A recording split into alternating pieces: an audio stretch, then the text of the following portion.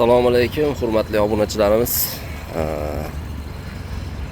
Navbatdagi guruhimizni mana birinchi marta uzoq safarga chiqyapmiz. Andijondaman. Samarqandga yo'l oldim. 5 talik guruhimiz. Stollarini yuklaganmiz, mana upakovkalar qilib, strechlarni qilib qo'yganmiz. Samarqandlik klientlarimiz 60P 146 LB Laboni ko'rsanglar, bitta signal choppa orasida mana upakovka qilib qo'yganmiz. Inshaalloh Andijondan yo'lga chiqyapman. Ismim Nodirbek. Samarqandlik klientlarimiz xudo xolasa Samarqandda ko'rishamiz.